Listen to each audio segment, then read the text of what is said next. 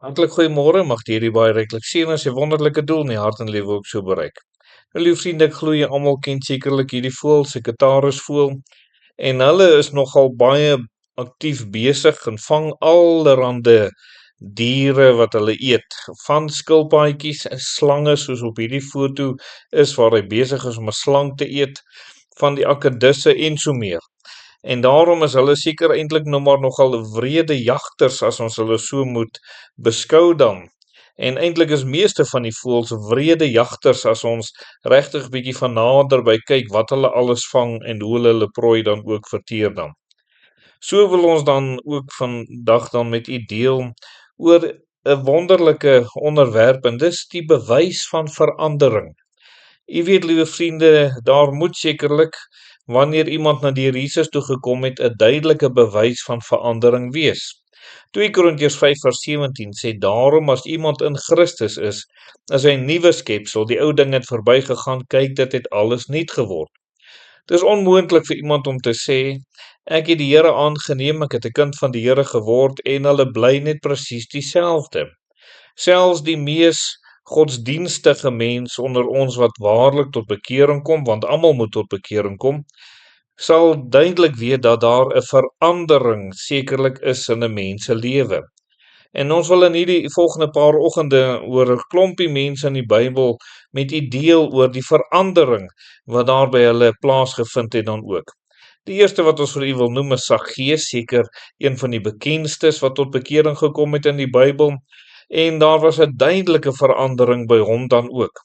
Ons weet wie hy was en hoe hy sekerlik die Here graag wou sien, en nou lees ons in Lukas 19 vers 5, en toe Jesus by die plek kom, kyk hy op en sien hom en sê vir hom, Saggeus, maak gou en klim af, want ek moet vandag in jou huis bly.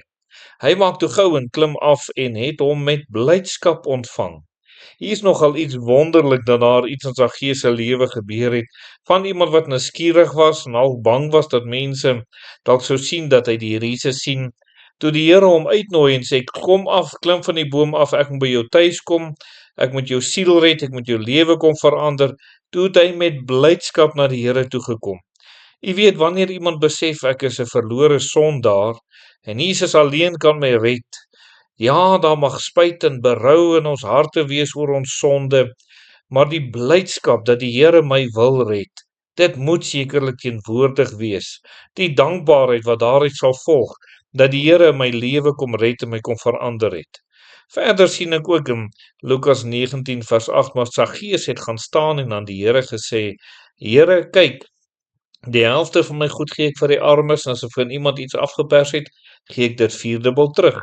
En net hierso, die wonderlike verandering het gekom as gevolg van nie net om af te kom om die Here te kom ontmoet nie, maar ook dat hy sy sonde bely het. En hy het bely dit wat hy verkeerd gedoen het. Hy het geweet, hy het dit nie probeer wegsteek of probeer sag maak of mooi name daarvoor gegee nie. Hy het sy sonde bely en sê, Here, dit is wat ek gedoen het, maar ek gaan verander. Ek gaan nou van my goed gee vir die armes. Ek gaan sekerlik regmaak dan ook. So sien ek die verandering, liewe vriende, in hierdie teksvers, wanneer hy dan sê, die helfte van my goed gee ek vir die armes, en as ek van iemand iets afgepers het, gee ek dit vierdubbel terug. So dis nie net om die sonde wat ek in die verlede, hy so spyt oor sy sonde wat hy in die verlede gedoen het, waar hy dit kon regmaak, het hy dit reggemaak.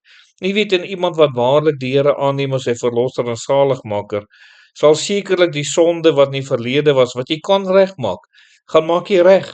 As jy iets van iemand gesteel het, moet jy dit sekerlik terugneem. En liewe vriende, Saggeus is hier nog seker 'n uitstaande voorbeeld. Hy sê as ek iets van iemand afgepers het, gee ek dit vierdubbel terug. En hy kon dit sekerlik doen. Hy het die vermoë gehad om dit te doen. Maar die wonderlikheid net dat hy verander het en hy was bereid om te verander en die Here het hom nuut kom maak dan ook.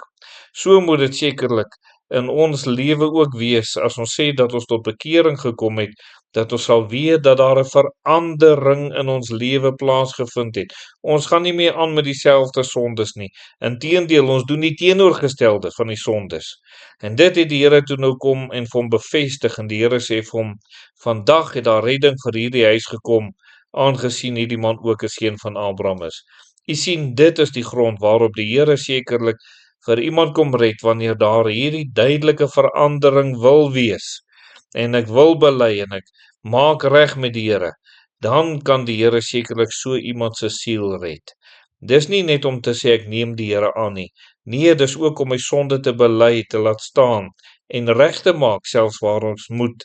En mag die Here vandag dalk vir u op daai punt bring, dat u sê, Here, ek wil waarlik so met blydskap u ook kom aanneem. Kom ons bid saam. Ons dierbare Here, dankie vir die liefde en die genade. Dankie vir die goedheid. Dankie dat jy mense lewe kan kom verander. Amen.